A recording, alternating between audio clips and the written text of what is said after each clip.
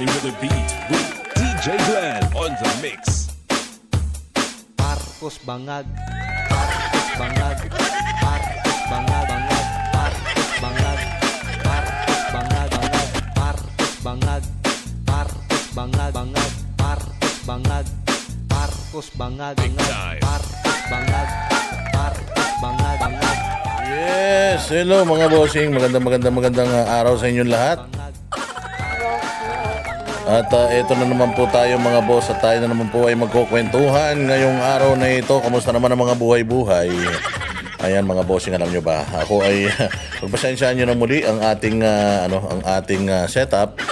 Gawa ng tayo po ngayon ay wala sa Maynila. Napakaganda po dito sa aking kinalalagyan ngayon. Tayo ay nasa Sub-Saharan Zamboanga, Sibugay. Grabe. Pero bago lahat, ito na naman ang inyong pinakapaboritong kupal na vlogger, ang pinakapaborito ninyong fake news peddler, pinakapaborito ninyong walang kakwenta-kwentang mag-content na vlogger. Walang basihan, walang research, puros kabulastugan, walang katuturan ng mga pinagsasasabi. Kaya wag nyong i-quote, wag nyong siseryosoin dahil lahat ng ating pinagsasabi rito ay walang katotohanan. Puros kabulastugan lamang for entertainment purposes. Pero doon sa mga may hilig, sa mga walang kwentang balita, walang kwentang diskusyonan, ayan, mag-subscribe, like, and share po kayo dito sa ating channel. Maraming salamat sa lahat ng mga nagla-like, nag-share at nag-subscribe dito sa ating channel. Rest assured na hindi po kayo mabuburyong dito. At maraming salamat po, unang-una sa lahat, doon sa mga malulupit na nagsusuper thanks. Hindi lang basta nagko-comment, ay nagsusuper thanks pa. Saan ka pa? Yan ang mga badateros. Ayan, binabati ko lahat ng mga badateros worldwide. Mabuhay kayo. At sana mabuhay kayo hanggang gusto ninyo. Ayan, malapit na po ang eleksyon mga bossing. Another day, another uratan session with yours truly, Boss Dada TV. Pasakitin na naman natin ang mga ulo ng lahat ng mga bangag, ng mga adik, ng mga pusher, ng mga mahilig sa suyop, lahat ng mga sumisinghot ng mga pinagbabawal na utot, lahat ng mga sumisinghot ng lahat ng mga pinagbabawal na hangin. Sana huling suyop nyo na yan, mamatay na kayo ngayon din. At para ito sa lahat ng mga kawatan, magnanakaw, mandarambong, sinungaling, mambubudol, lahat ng mga mang-uumit, mandurukot, lahat ng mga switik, putok sa buho, mga walang kwentang tao, mga sindikato, mangkukulam, mga aswang sa lipunan, mga demonyo, Santanas, Judas, Barbas, Hestas, para sa inyo po ito. Mga punyeta kayo, hindi pa kayo mga matay, mga hayop. Oo, tayo po ngayon ay nandito sa Sub-Saharan Sibugay, Zamboanga, Sibugay, dahil sasama po tayo sa press con ng mga kandidato ng PDP dito sa Zamboanga, Sibugay, sa Ipil. Napakaganda dito mga boss. Kaya lang, mula airport, aabutin ka ng at least mga ilang oras. 3 oras mahigit. Grabe, ang layo, pero maganda kalsada. Maganda ang mga view, ang mga sights. Napakabilis ng aming driver, parang si Michael Schumacher, mga bossing. Ayan, so nandito nga tayo ngayon para samahan ang dating mayor na si Mayor Jar Jar Acosta, na tumatakbo ngayong congressman dito sa 1st District ng Ipil, Zamboanga, Sibugay.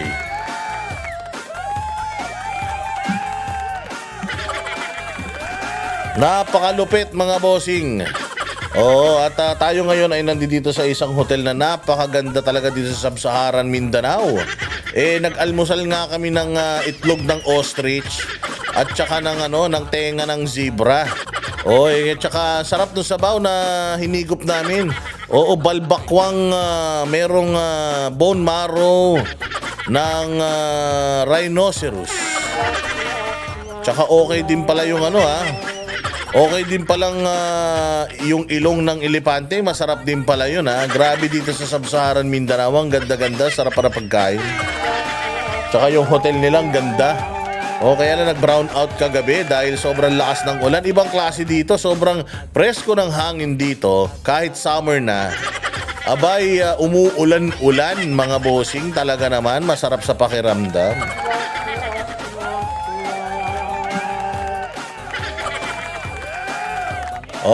Yan nga. At tayo nga ngayon ay mangangampanya. Kasama natin dito ngayon si Attorney Jimmy Bondoc, si Marcoleta, at tayo ang kakatawan kay Pastor Apollo Quiboloy.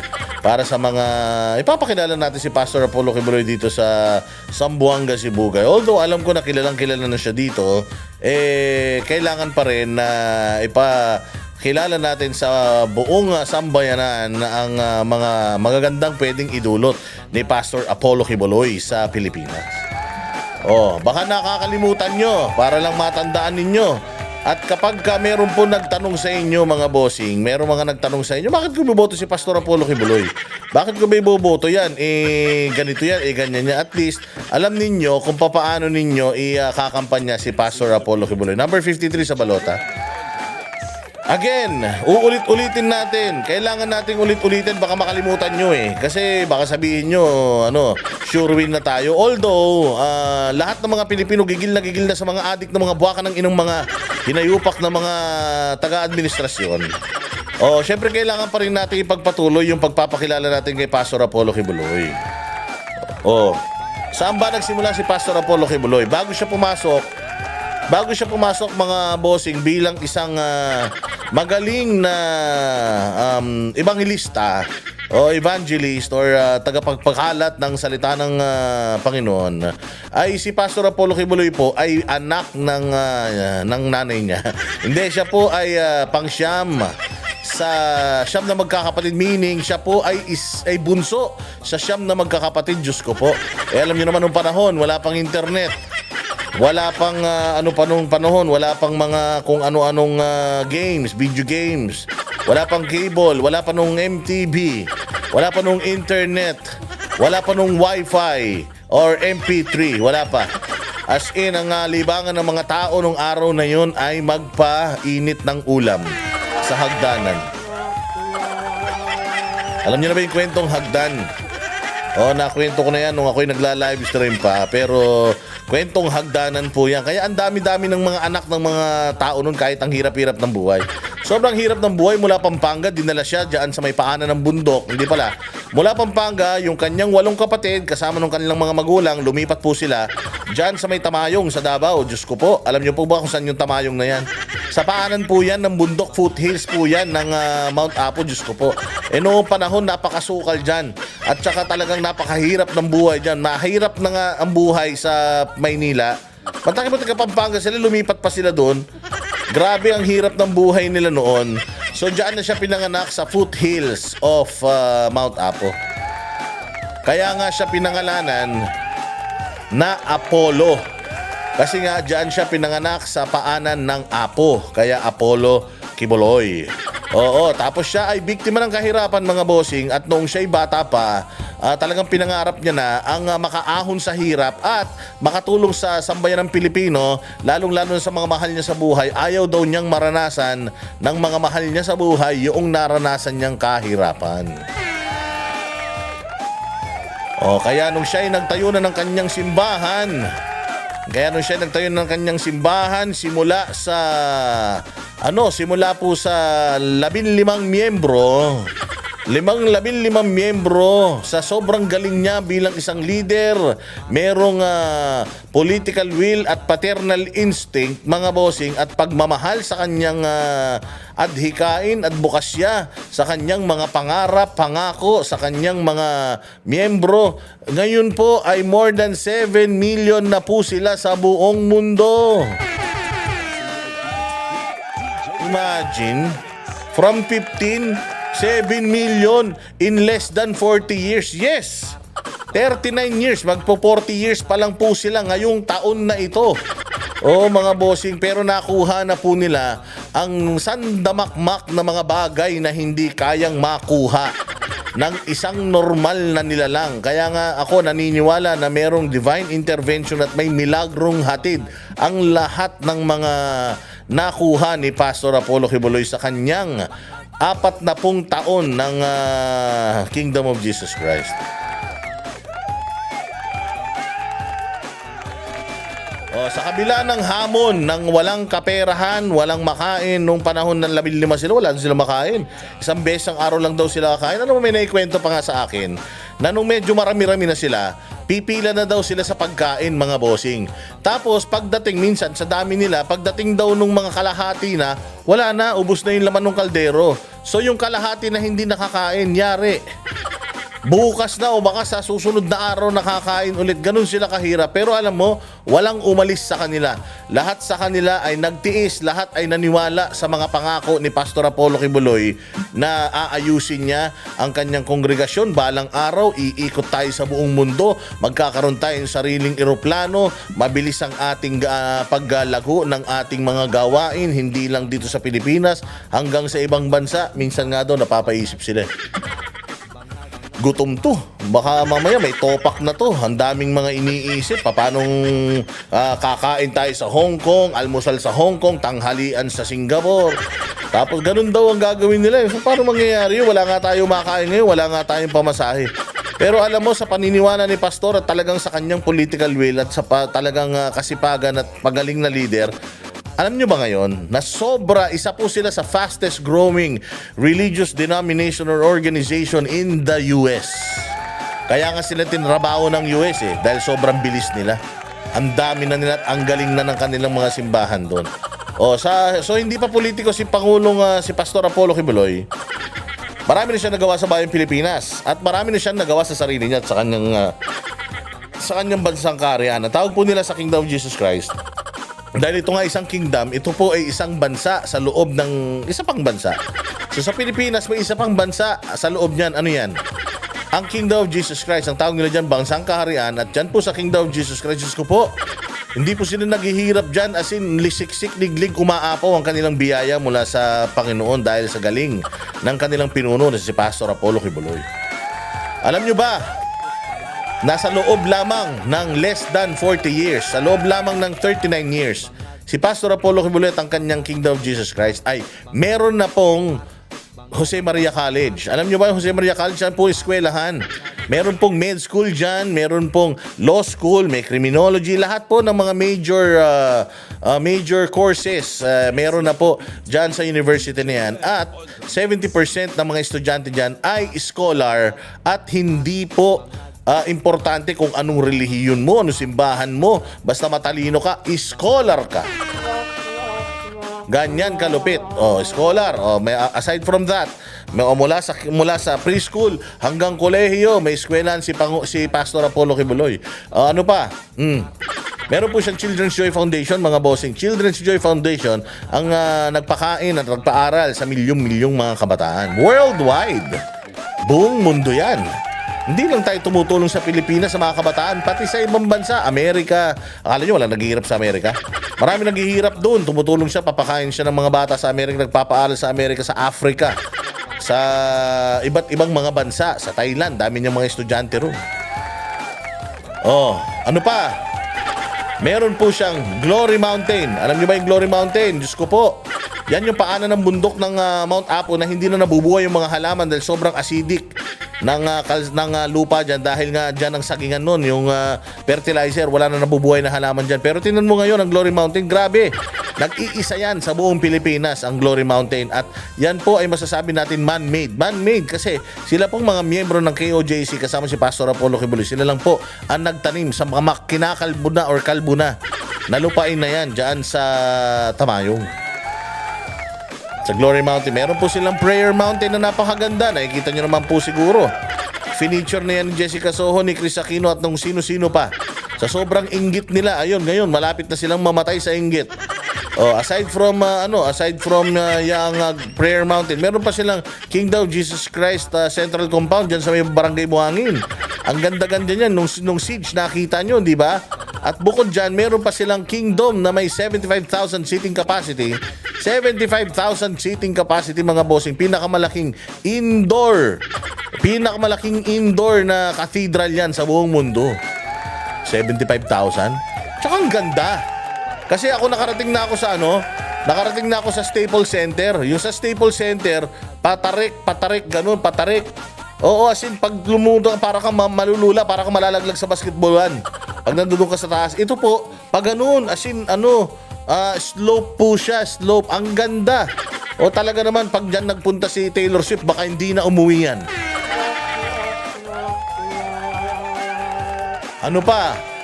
Meron silang SMNI, mga bossing. SMNI kung saan mo makikita, maririnig, mapapanood ang lahat ng mga balitang totoo. Walang kinikilingan, walang chap-chap, walang dagdag, walang bawas. Kung ano yung totoong balita, yun yung mababalitaan mo dyan. At yan po ang tumulong kay Pangulong Duterte para ipakalat yung kanyang mga magagandang nagawa sa bayang Pilipinas. SMNI. The truth that matters para sa Diyos at Pilipinas nating mahal. Ano pa? At napakaraming mga properties abroad, US, name it, Europe, name it, Africa, name it, Brazil, name it. Lahat talagang napakaunlad nila. Imaginein mo, galing ka sa 15 na walang makain. Hanggang ngayon, ganyan na sila. Sobrang yaman nila. Alam nyo ba, bukod sa mga ari-arian nilang material, bukod sa kanilang mga eroplano, sa kanilang mga helicopter at mga napakadaming mga assets, alam nyo ba na hindi po sila madamot. Hindi po madamot si Pastor Apollo Kibuloy. Sabi ni Pastor Apollo Kibuloy, pinagpala tayo masyado ng Panginoon. Kaya dapat i-share natin yung ating biyaya. Alam mo ginawa ni Pastor Apollo Kibuloy? Gumastos ng bilyon para sa pagtulong sa bayang Pilipinas. Una sa lahat, sa tuwing may nababagyo, nalilindol at naaapektuhan ng natural na kalamidad, nandiyan po lagi si Pastor Apollo Kibuloy, ang SMNI at ang kanilang foundation para tumulong. Nauuna po sila sa Yolanda. Yan po. Oo, at ano pa? Bukod sa kanilang mga humanitarian services, meron po silang mga tree planting activities. Ang mahal-mahal niyan. Simula pa noong 2015, nagtatanim na sila ng puno linggo-linggo. Nagki-clean up drive na po sila sa buong Pilipinas linggo-linggo. Simultaneous po na nagaganap yan. At marami pa pong iba. Tandaan ninyo wala pang pera ng gobyerno yan. Biskotso pa lang yan, puto pa lang yan na kanilang mga binibenta sa mga mall dyan sa Metro Manila, sa buong Pilipinas at sa buong mundo. Ano pa, may mga negosyo po ang kanilang simbahan. Napakarami pong mga negosyo, kaya self-sustainable sila. Actually, mas mayaman pa sila sa Pilipinas Kaya nga sila first world country inside a third world country. Isang mahirap na bansa, sa loob niyan merong isang mayaman na komunidad. At yung mayaman na komunidad na yan, hindi madamot. Gustong tumulong ng walang kapalit. Tumulong si Pangulong Duterte sa NTFL-CAC at saka sa gobyerno sa bisa ng partnership ng gobyerno sa laban kasama ng bayan nila Doc Lorraine at Ka Eric Celis. More than 2 billion pesos ang ginastos ng KOJC para maubos ang mga komunista, terorista at mga NPA sa Pilipinas. Mga anak ninyo nakagraduate nang hindi nare-recruit dahil sa mga programa na yan. More than 2 billion. Saan ka pa? Hindi humingi ng kahit na anong posisyon kay Pangulong Duterte. Hindi humingi ng posisyon kay Pangulong Duterte. Hindi nang hingi ng kahit na anong pabor. Alam nyo ba nung nahuli si Pastor Apollo Kibuloy dyan sa Hawaii? Presidente na si Duterte noon, pero hindi siya humingi ng tulong kay Pangulong Duterte. Kahit na si Pangulong Duterte ang target ng mga otoridad noon nung siya ay hinuli sa Hawaii. Si Pangulong Duterte ang target nila, pero dahil totoong kaibigan si Pastor Apollo Kibuloy, hindi niya pinagkanuno si Pangulong Duterte sa kamay ng mga Amerikano. Na kahit na anong offer sa kanya na traidorin niya si Pangulong Duterte, never niyang tinraidor si Pangulong Duterte.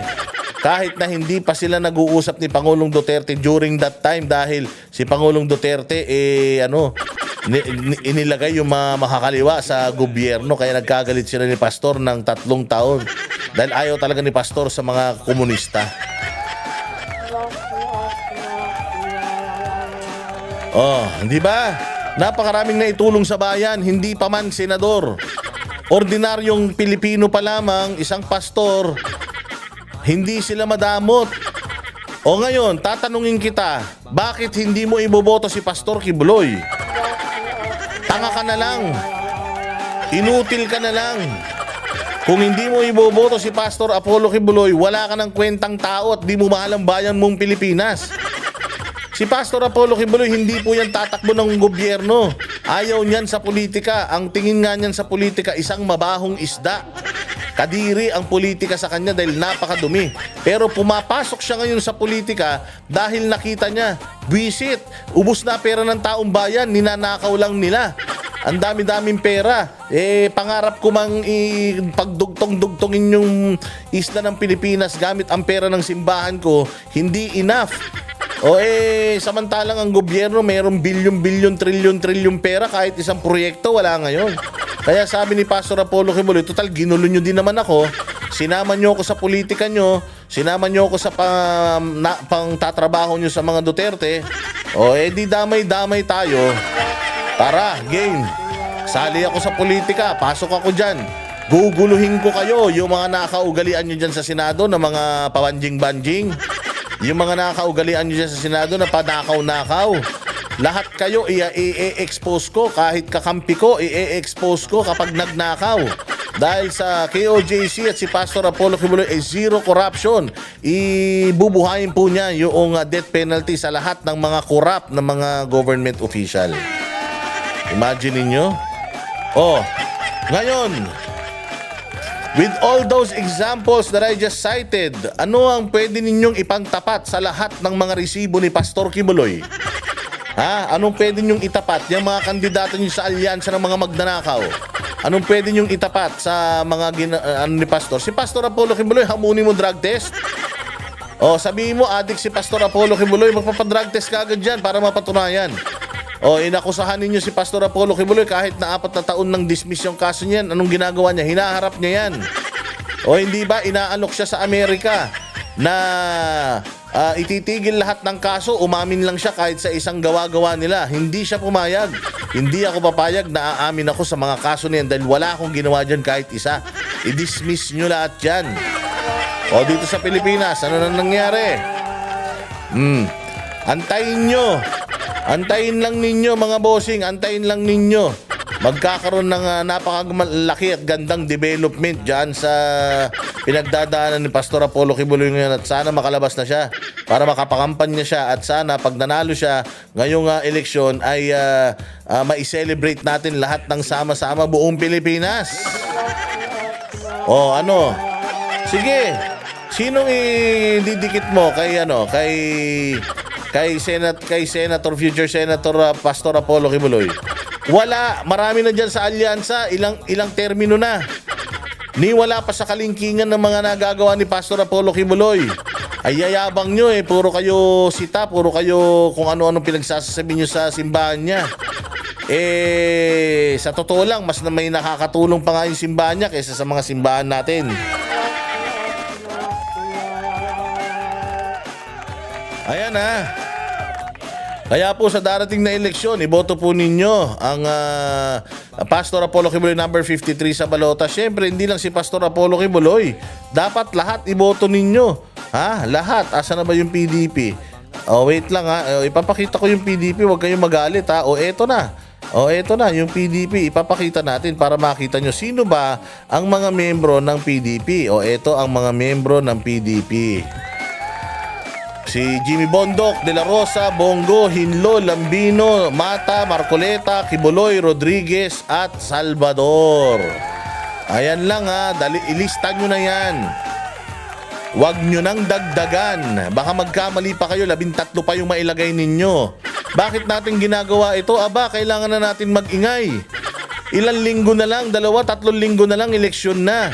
Gapangan na ngayon mga bossing, lababahan na ng pera, mamimili na ng boto yung mga puki ng inang mga kandidato na yan. Kaya tanggapin nyo pera, pero ito ang iboto ninyo. Tandaan nyo. Pag natalo to, itong mga to, lahat ng nagmamahal kay BP Sara, lahat ng galit natin sa mga Marcos, tuloy-tuloy yan hanggang 2028 yung ginagawa nilang kabulastugan. Kaya para huminto yung ginagawa nilang kabulastugan mga bossing, iboto ninyo itong 10 na to. Pag di nyo binoto to, bahala kayo sa buhay nyo. Ako, okay na yung visa ko sa Amerika, okay yung visa ko sa Japan, meron na ako Shenzhen. Putang ina, lalayas na ako dito. Nek nyo. Ulul, ako pag lumayas ako dito, tandaan ninyo, mas lalo akong magwawala. Mas lalo akong magiging critical. Putang ina, kayo ipanalangin nyo, dito lang ako sa Pilipinas. Pag ako umalis ng Pilipinas, putang ina, araw-araw 3 times a day, bibirahin ko kayo ng bibirahin, maniwala kayo. Lahat na mga kawatan sa gobyerno, humanda kayo. Hindi ako nung nandito nga ako, hindi ako natatakot lalo na kaya kung wala na ako sa Pilipinas, hayop kayo. Di ba? Oy, nandito ng partner ko, ang poging-poging si MJ Mondi. O, so ayan ha. O, 10 lang yan, mga kandidato na yan. O, baka naman hindi nyo pa kabisaduhin yan. Araw-araw na natin pinakikita sa screen niya, mga hinayu pa kayo. Ayan, sauluhin nyo na yan, gumawa na kayo ng listahan ha. Pagka kayo pa ba naman hindi nyo ibinoto tong mga to at magreklamo kayo, hirap na naman ang bayang Pilipinas, susunod na 3 taon, ma-impeach pa si BP Sara, bahala ka sa buhay nyo. O.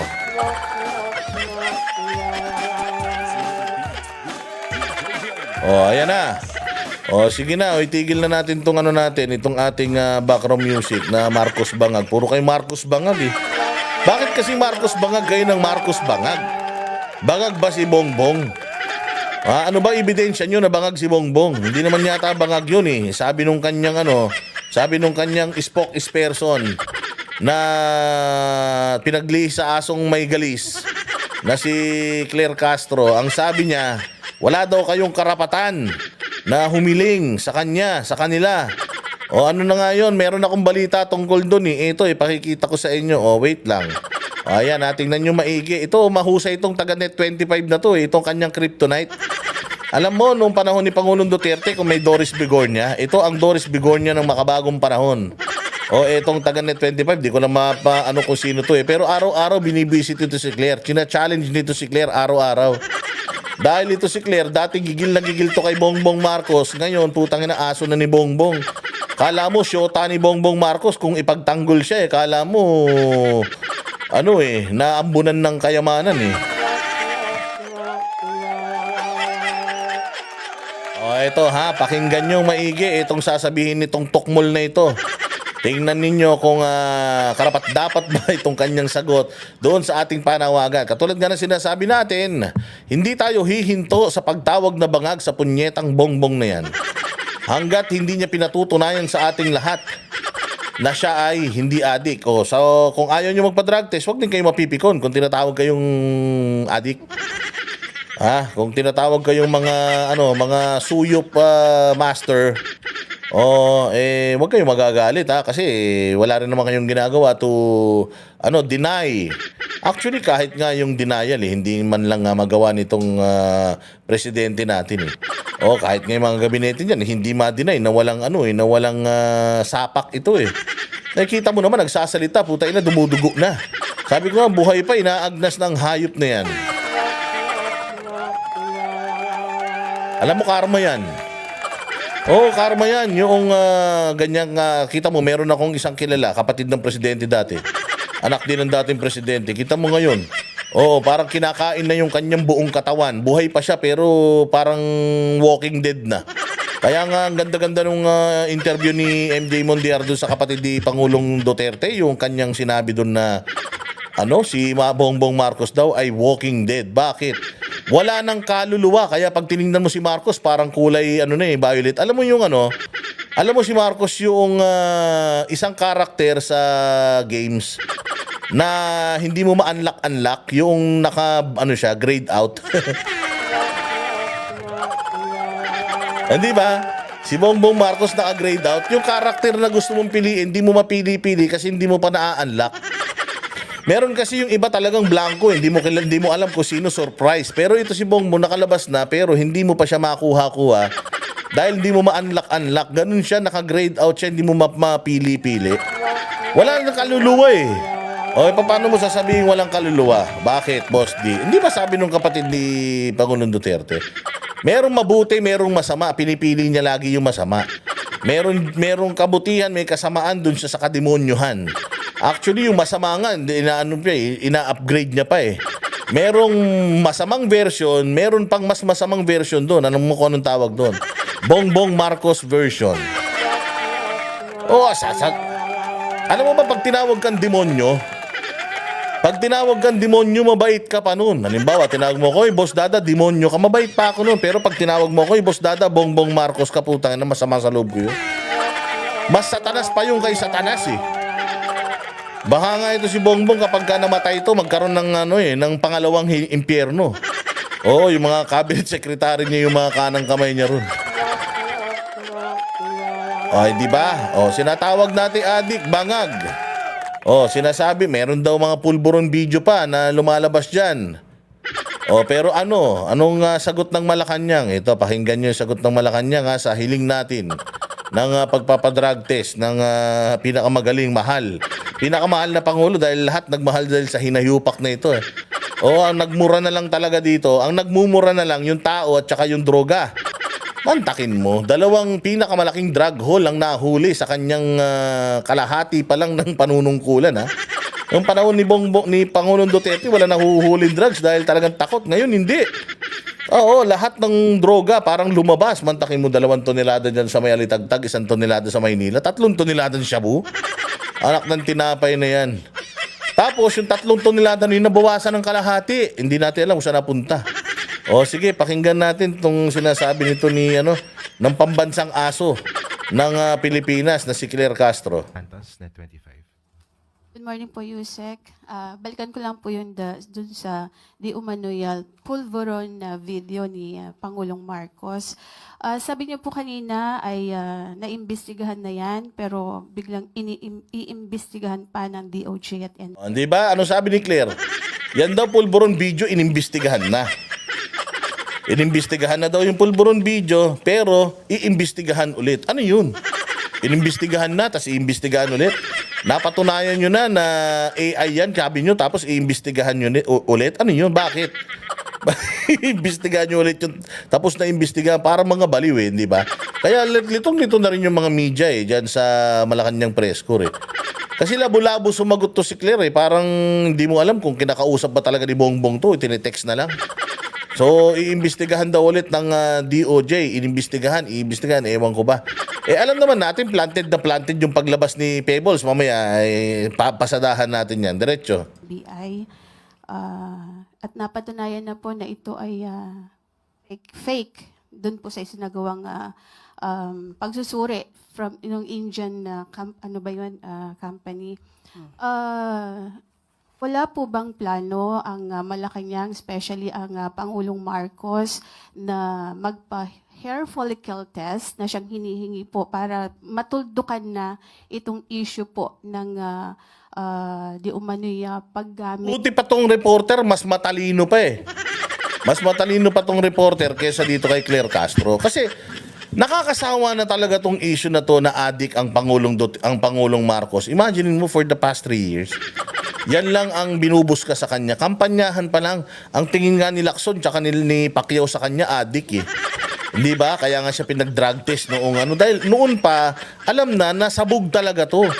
It's a known secret sa mundo ng politika that this person, talagang, talagang lango. Ngayon, mga bossing, ang tagal na niyan na issue. Ikaw ba kapag sinabing babaero ka, anong gusto mong patunayan? Di ba? Pinatutunayan mo na hindi. Di ba? Ginagawa, pinakikita mo, isa lang talagang juwa mo. Kung ikaw naman, sinabi na mabaho bibig mo, anong ginagawa mo? Hindi ba hinihingan mo? Mabaho ba? Kakasuit-brush ko lang Di ba, alam mo yun? Pinatutunayan mo. Halimbawa, sinabi na ikaw ay wala kang kwentang asawa. Wala kang kwentang asawa. Visit ka talaga. Anong ginagawa mo? Di ba sinusuyo mo yung misis mo? Binibilang mo ng bulaklak, binibilang mo ng tsokolate, di ba? Pinatutunayan mo na hindi totoo yung sinasabi tungkol sa'yo. Pero ito, anak ng tinapay, presidente ka ng Pilipinas, sinasabi, sabog ka, tapos wala kang ginagawa, ni wala man lang denial. Hindi ba, if once and for all, miski ako, napipikon na dito kasi ako naniniwala ako si Bongbong hindi talaga adik. Hindi, anong bu? Anong bu, ha? Anong bu Sabi mo, Anong bu sinasabi mo? Hindi, naniniwala nga talaga ako na si Bongbong ay hindi adik. Kayo talaga, oh. Hindi adik yan. Kaya nga sabi ko nga, kung talagang, kung ako lang nga sabihan ako ng adik, putangin na ngayon din, magpapa-drug test ako eh. Gusto mo, isama mo pa buong angkan mo eh. Pero si Bongbong, hindi, ayaw niyang gawin. Hindi ko nga maintindihan kung bakit ayaw niyang gawin. Kung bakit hindi niya kayang magpa-drug test, eh simple lang naman eh. Saglit lang. Sabi ko, ano problema mo? Ba't ayaw mo? Wala ka bang pera? Kami nagagastos. Wala ka bang masakyan? Kami napupunta dyan. Ibi-video lang namin. Kumbaga lahat ng gusto mo susundin ng Pilipino, mapatunayan mo lang na hindi ka adik. Oh, bakit hindi mo kayang gawin? Bakit hindi mo kayang patunayan sa sambayan ng Pilipino na ikaw ay hindi nagdadrugs? Eh, sabi nga nito ni ate, why not undergo na siya ng drug test para matapos lahat ng to? O kasi minsan nahahati pa, imbis na pinoproblema natin yung kalagayan ng mga Pilipinong naghihirap, pinoproblema natin kung adik yung presidente. Eh napakasimple lang naman to prove na hindi adik ang presidente. O hindi ba, pagka sinabi ng mga tao na ang Pilipinas ay lugmok na, anong ginagawa nyo? Di ba nagpapakita kayo ng mga statistics? Statistics na mataas po ang ekonomiya natin, masigla ekonomiya. O di ba pag sinasabi na mataas ang krimen sa Pilipinas, anong ginagawa ng mga taga PNP? Di ba nagpapakita ng datos? Nagpapakita ng datos na mababa ang krimen sa Pilipinas. Hindi ba ganon? So, dinidibang mo yung mga masasamang impression sa inyo o yung masasamang mga balitang pinapakalat tungkol sa inyo by means of numbers, statistics, studies, surveys, hindi ba? O bakit ngayon tungkol dyan sa pagdodroga, wala kayong maipakita na anumang resulta that can disprove or deny na talagang bogsa yan si Repa Pitts. O, di ba? O, diretso mo ate, ang pagtatanong mo ay Claire. ng ipinagbabawal na gamot ng ating Pangulo. sino po ba ang humihingi? Lahat kami, tanga. Putang ina nito ni Ikaw, Claire Castro, putang ina may agyo ba yung utak mo? Tarantada ka, nung vlogger ka pa, hinihingi mo rin yung drug test na yun, inayupak ka. Di ba? Sinasabi mo, di ba magpa-drug test? Di ba magpa-drug test? Di ba ganun ka ng ganun nun? Tapos ngayon, putang ina, tinatanong mo na kung sino ba humihingi? Ako. Oh, ano papatunayan ko na adik si Bongbong? Tingnan mo ngiwi ng ngiwi, hindi ba sign ng adik yan? Kita mo, dumudugo na yung bibig. Tingnan mo, may pulbos na naiiwan dito. Araw ng kagitingan din yun. May pulbos na naiwan sa ilong. O hindi ba? Hindi pa ba yan, Hindi pa ba yan mga ebidensya?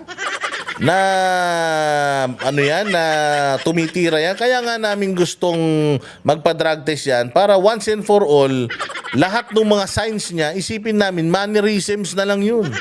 Yung pagngiwi-ngiwi niya, tsaka utal-utal, isipin namin mannerism yun. Kasi kung mag-aaral ka, Claire, alam mo yan, demonyon to. Alam mo yan pag nag-aral ka kung ano ang side effect ng nagda-drugs. Putang ina, titigan mo si Bongbong, lahat nasa kanya.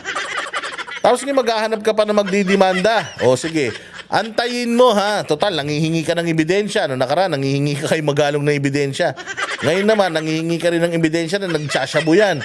Pag madaming lumabas na mga video na may mga video, kasi sabi nila may mga susunod pa daw video. Pucha ka ha, Claire Castro, abogado mo yan ha. Huwag mong iiwanan yan si Bongbong hanggang sa kaduluduluan ha. Marami po sa ating mga kababayan ang sa social media na nagre-react dito po sa ipinapalabas na video na ito. Actually, parang na-die down na po ito before dahil nga sasabi nga na Malacanang it's a fake.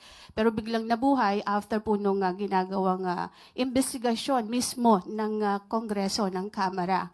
Kaya po muling lumabas itong video na ito. And sabi nga po nung vlogger na si Miss Pebbles Cunanan, ay si Attorney Harry Roque, yung mastermind nitong video. Katulad nun, ang sinasite ni ate, si Pebbles, sinabi, mastermind si Harry Roque. Anong ebidensya niya na mastermind si Harry Roque? Di ba wala din naman? Ang meron lang siya, yung kwento niya, at saka yung picture nila. Oh, so picture nila, at saka kwento niya, anong ebidensya na ba yun? Oh, hindi ba? Pero, sige, tanggapin natin. Si Harry Roque talaga yung Oh, it's up to Harry Roque to deny. I-deny ni Harry Roque kung hindi siya o siya. Hindi ba? Ito, yung pagsashabu pa, hihigop ni hindi nga ma-deny ni Pangulong Marcos hindi ba? O, kahit na simple denial, wala Ikaw nga din Claire Castro, hindi mo nga ma-deny na hindi gumagamit Ikaw sabihin mo diyan mismo, hindi nagdodroga presidente namin. Oh, alam mo kasi, the moment na sinabi mo yon, you have to show proof na hindi talaga. O anong hihingin sa'yo para ma-prove na hindi ka addict?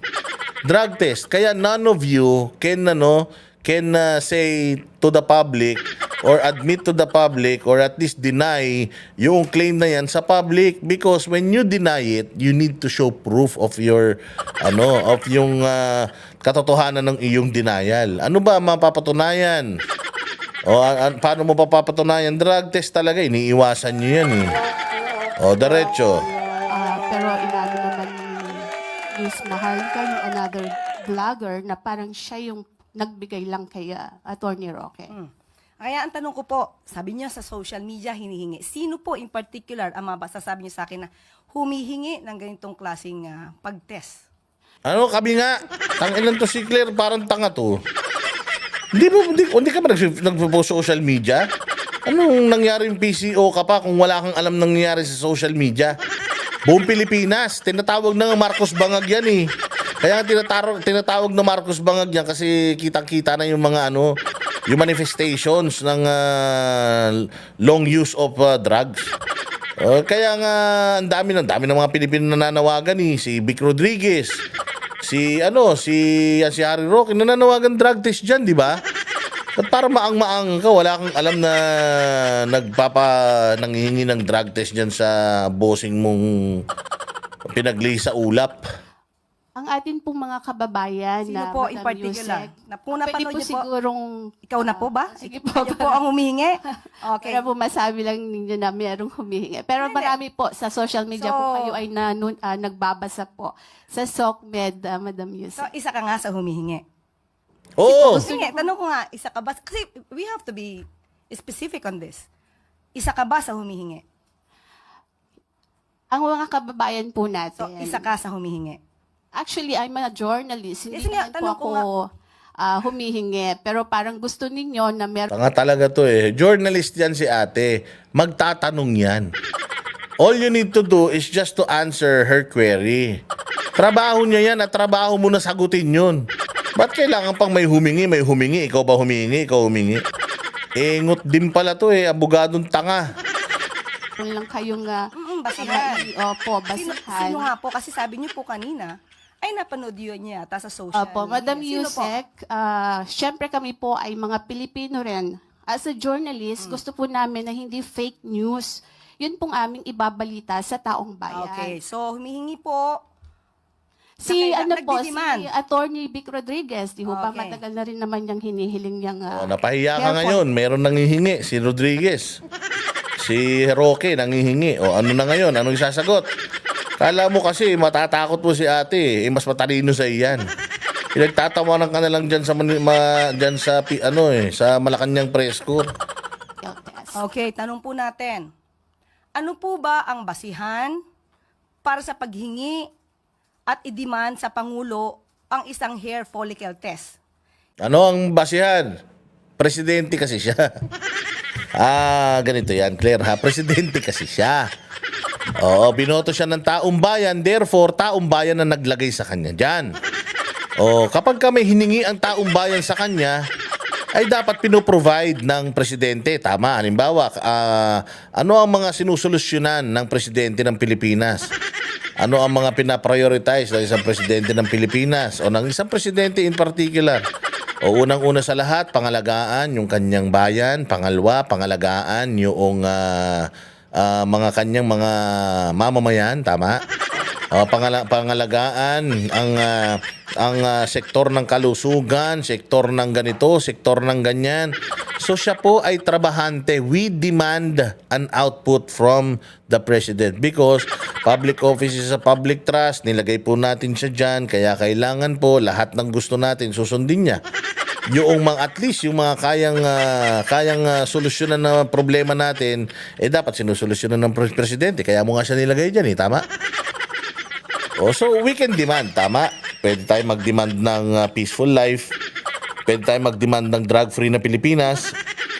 Pwede tayo mag-demand ng ng scammer-free na Pilipinas, di ba? I mean, lahat 'yon ay deserve ng mga tao, kaya at ang tao ang Pilipinas at ang pinagsisilbihan ng presidente ay Pilipino. At since Pilipino tayo, dapat nag-a-adhere ang presidente doon sa mga issues na gusto nating niya. Gusto nating harapin niya or sagutin niya. Ano ba yung gusto natin? Malaman, addict ka ba o hindi? O, tinan niyo sagot. Ito po ba'y may pagbibintang na siya ay di umanong gumagamit ng illegal na droga? Kung may pagbibintang, liliwanagin po natin. Kung may pagbibintang sa Pangulo, yung nagbibintang ang dapat na magpatunay. O, yun na nga. Ang dami na nga nilabas na mga, ang dami nang nilabas na mga video. O, ang dami nang nilabas na mga conversation. O, hindi ba? Ang dami nang nilabas na mga kung ano-ano. O, anong ginagawa ni Bongbong? Dinidinay ba ni Bongbong yung mga yon o hindi? Di ba wala siyang dininay kahit isa? Tinanong siya, sir, adik ka daw? I will not dignify it. Di ba? It's a simple yes or no question. Sir, adik ka ba? No. Tapos.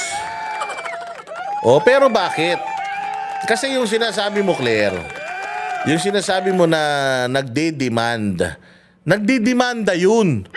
So kung ako nagdidemanda sa isang ordinaryong tao at inaakusahan ko siya ng bagay, kailangan ko magpakita ng prueba na totoo yung akusasyon ko kung nagdidemanda ako.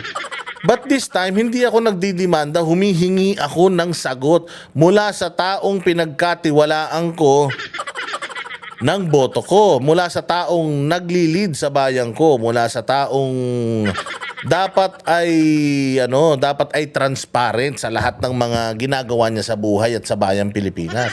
Dahil presidente, so dapat sumagot siya sa akin. Adik ka ba o hindi? Yes or no? No. O di tapos. Sa pagka sinabing no, sir, pa-drug test ka nga para talagang malaman kung totoong no o yes talaga. Kung may ginagamit man o wala. Hindi po pwedeng gumawa ng kwento, walang basihan, isang guni-guni para masira ang Pangulo. Hindi sinisira Pangulo, sira na Pangulo.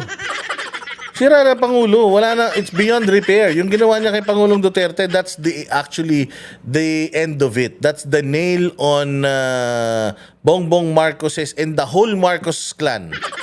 That's the nail sa kanilang mga ataol. Wala nang pag-asa mga yan, sirang-sira na sila. Wala na. Pati ikaw, Claire, sirang-sira ka na din. At yan na rin ang huling karir mo na makukuha mo sa buhay mo. After this, wala na, Claire. After this, wala nang Marcos. And even the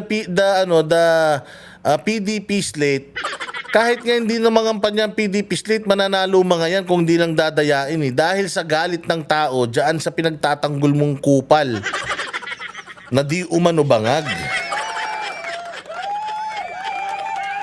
Hindi kami nagdidemanda sa korte. Kasi sinasabi mo pang normal na tao, pang ordinaryong tao. Pero ang presidente ay hindi ordinaryong tao, inilagay siya ng taong bayan dyan sa posisyon, therefore he's answerable sa taong bayan. If the people say last mo na yan, pag lahat ng taong bayan lumabas, pumunta sa Malacanang at pinababa siya, wala siyang magagawa, bababa siya. It's the people.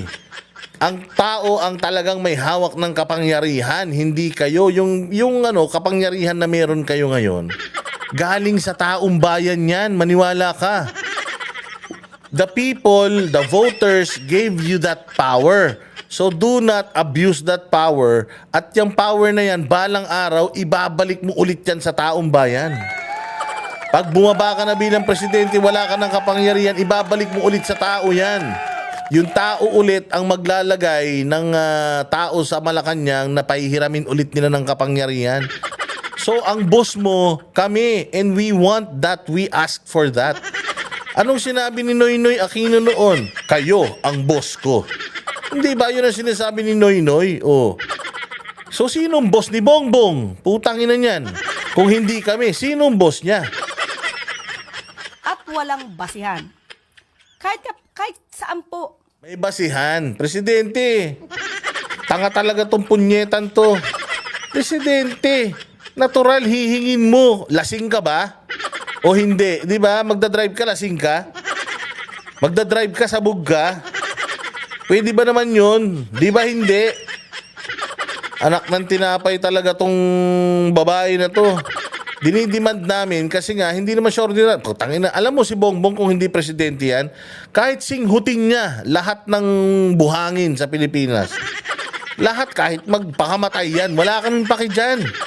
Maniwala ka, wala kaming paki dyan. Kahit ano yan, kahit iburol mo ng 3 taon yan, baka walang pumunta dyan sa hinayupak na yan. Walang kwentang tao yan eh. Kaya lang presidente siya ng Pilipinas, kaya may kwenta siya sa amin. Siya ang nagdidesisyon. At kailangan pag nagdidesisyon ka, malinis ang utak mo, Claire. Di ba? Ikaw ba? Subukan mo kayang pumasok ng lasing. Diyan sa Malacanang. Hindi ba? Tatanggalin ka sa trabaho. Bawal yun eh. Papasok ka sa trabaho ng lasing. Bawal yun. Hindi ba? Subukan mo kaya yung driver ng Victory Liner. Painumin mo ng Red Horse 5. O, papag-drive-in pa ba ng Victory Liner yun? Hindi. Bakit? Kasi delikado. Eh yun nga, lasing lang. Lalo pa kaya yung bangag. Gago din talaga to eh. Oh, katulad nito, eto may hamon kay Pangulong Duterte. Naghahanap ka ng hamon eh. Anyways, dahil medyo mahina ang internet natin, eto may papakita. Ano bang klaseng ebidensya yung gusto mong makita? Ha, ganito ba? Ganito bang klaseng ebidensya? Ganito? Ganyang klaseng ebidensya ba? Ayan suyop, higop, buga. Pak. Putang ina, yari. Sarap kilala nyo ba kung sino yung ano na yan, sumusuyop?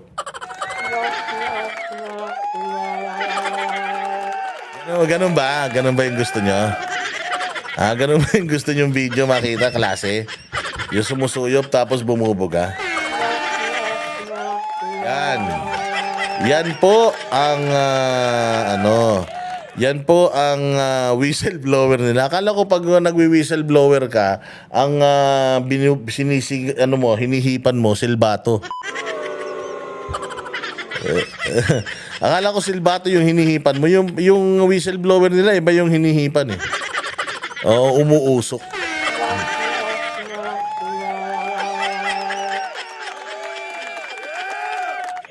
So para sa akin pa din, napaka-importante mga bossing na yung mga pipiliin natin mga kandidato this coming elections, yung merong accountability, merong responsible na politiko na kayang sumagot sa lahat ng panawagan ng mga Pilipino. Paano iboboto mo? Kandidato nito ni Bongbong Marcos na si Bongbong Marcos mismo humihingi tayo ng resulta sa mga pinaggagawa nila sa bayan. Resulta kung siya ba ay talagang matino o hindi, walang may pakita. Hindi ba? So ikaw ba gusto mong bumoto ng isang kandidato na ikinakampanya ng isang adik? Di umano. Again hindi mawawala sa imahe ni Bongbong Marcos ang pagiging isang bangag kasi nga po hindi pa po ninyo unang-una hindi nyo pa dinideny. Pangalawa, hindi kayo nagpapadrug test. Alam mo, pwede mo lang akong kasuhan ng libel patungkol dito sa droga na to kung peke yung sinasabi ko. How can you prove na peke yung sinasabi ko kung halimbawa paparataon ko si Bongbong na bangag siya, magpakita kayo ng drug test. Drug test lang, yun lang hinihingi natin. But until then, until wala kayong maipakitang drug test na negative, wala kayong maipakitang proof na hindi kayo talaga sabog, bangag. Hindi hearsay lang, talagang hard proof, science, na hindi kayo talaga mga bangag. Wala, hindi pwedeng tanggalin sa mga pangalan nyo yung mga bangag-bangag na yan. And mas lalong lumalakas yung sigaw ng taong bayan patungkol dyan sa pag-drug test. Dahil nga, ito ang ginagawa ng ating Ito ang ginagawa ng ating magaling na spokesperson tsaka ng presidente. Iligaw lang yung issue. Okay, so walang drug test, walang iboboto ang alyansa. Mula sa konsihal hanggang sa senador, wag kayong bumoto kahit isa sa kanila hanggat wala ni isa sa kanila ang nagdidemand na magpa-drug test si Bongbong. Because kung hindi nila i-request na magpa-drug test si Bongbong, ibig sabihin kasapakat sila. Ibig sabihin kasabwat sila diyan sa bisyo na yan ng nangangampanya sa kanila. Okay, klaro. Again mga bossing, number 56, mali, number 53 sa balota, Pastor Apollo Kibuloy para sa Diyos at Pilipinas nating mahal. At syempre, PDP, PDP, Team Duterte, PDP laban senatorial candidate. 10 po ito. Kung dadagdagan nyo, 2 lang pero kung ako lang, wag na. Okay na yung 10 para at least medyo malayo-layo yun lamang nila sa kanilang mga kalaban. Dahil ito, pag dikit, dadayain to? Si Pastor Kibuloy, sigurado ako dadayain nila to. Ayaw ng komunistang umupo yan dahil alam ng komunista uubusin sila niyan. Bigyan mo si Pastor Apollo Kibuloy ng legislative power, sigurado gagawa yan ng mga batas para talagang malusaw na itong mga komunista at mga adik na ito. So make sure na bago nyo iboto itong 10 kandidato na to, unang-unang ilalagay nyo sa balota nyo number 53. Nasa kanan yun. Pangalawa, doon sa Senado, sa page ng Senador, pangalawa, nandoon ang pangalan ni Pastor Apollo Kibuloy, number 53 sa balota. Okay? Klaro yan. Ayan number 53 sa balota, Pastor Apollo Kibuloy. Again, maraming salamat po sa inyo. Mabuhay kayo. God bless us all and God bless the Philippines. Kita-kita po tayo ulit sa susunod na vlog. Mabuhay kayong lahat. Kami ang boses ng masa, hindi natatakot. Katotohanan lang, di kami nalulunod. Walang bahid ng sismis, lahat ay totoo. Kahit sino ka pa, pag mali ka babanatan ka. Walang pinipili wala kaming kinikilingan. Basta para sa bayan, kami lalaban. Pagtama palakpakan, pag mali banatan. Di matitinag, di matatakot. Para sa bayan, tuloy ang sigaw. Sa harap ng kamera, walang halong takot. Mga baluktot, lahat kayo'y